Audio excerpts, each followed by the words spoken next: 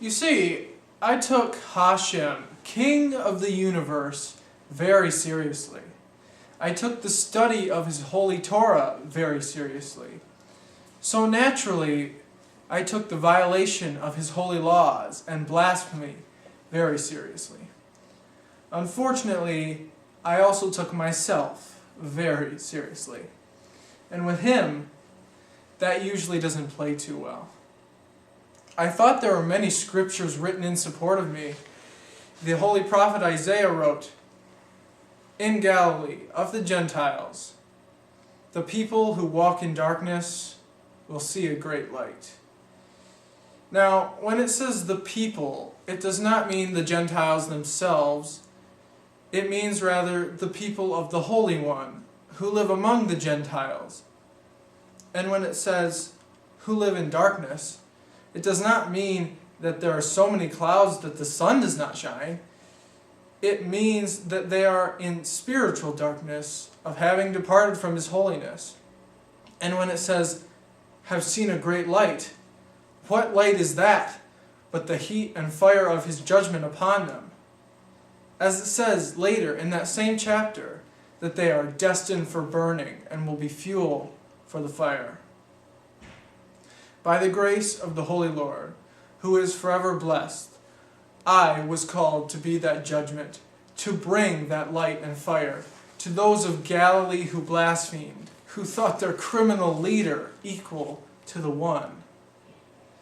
But the holy prophet Amos wrote of the coming judgment, "Woe to you who long for the day of the Lord, for that day will be darkness, not light." Or both, Brother Amos, or both. When I read the words of that great warrior David, your word is a lamp unto my feet and a light from my path. I thought I was on the side of King David and that God was on our side. The old king knew better than that, and I should have too. A lamp to my feet, a light from my path. When the light appeared to me, Father David, it was so bright, so piercing, that I couldn't see the path anymore, or my feet. I was blinded for days. When that light shone, I heard a voice or a presence with an aha as it searched me out and discovered me. Painful, harsh, blinding light. "Who or what are you, sir?" I dared to ask. "I am Jesus, whom you persecute," came the dreadful reply. "The very blaspheming Galilean who caused all the trouble. I hated him and his people for their ungodly ways. By heaven, my anger burned with a heat and light." Or, I thought I was burned with heat and light. But my anger was as nothing now, faced with this light. What I thought was a holy, righteous anger was little more than an irritation, like the annoyance of being poked in the ribs when you're sitting comfortably. And there was a smile now in that blessed voice, as He said to me gently but irritatingly, "It's hard for you to kick against the goad, the cattle prod. And all my proud ideas, my career plans, my self-image came crashing down like a great big rickety house built on sand. And everything went dark. I could not see. My darkness, brought on by light. But what did I know of light before this? What did I know of righteous anger, or of holiness, or justice, or love? Nothing.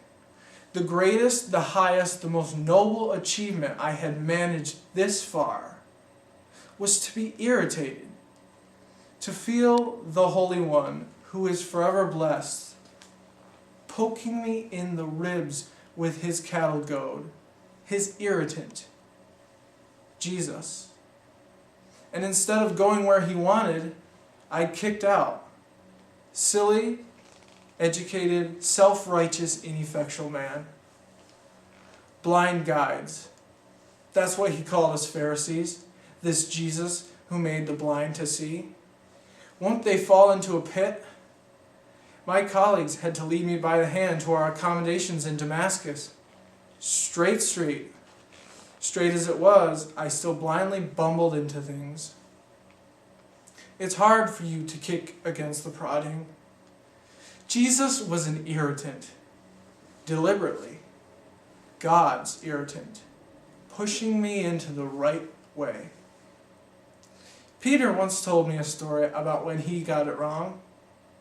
Jesus told him about the cross, and Peter tried to talk him out of it. "You're too special and precious to die," Peter had said. Jesus got angry. Peter said it reminded him of a weird episode the week before. Jesus had healed a blind man, but like Peter, like me, he could see, but not clearly enough. Men looking like trees.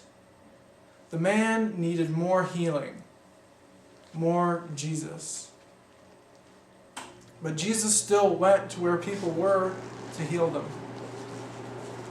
He sought me out to blind me. Seek me out now and heal me, Jesus. How had I missed the Son's resemblance to the Father? When our first parents sinned back in the garden, God did not stand apart and judge, but came back. He walked up and down the garden, asking awkward questions. Where are you? And in our day, he does the same, walking up and down among us, asking, where are you? How had I missed it for so long? He came looking for us, calling us. That's Jesus. He walks straight up to you, and he spits in your eyes, and then your eyes are opened and you see for the very first time. Blessed be he, the King of the universe, the wonderful Counselor, the mighty God, the Prince of Peace, of whose governance there shall be no end.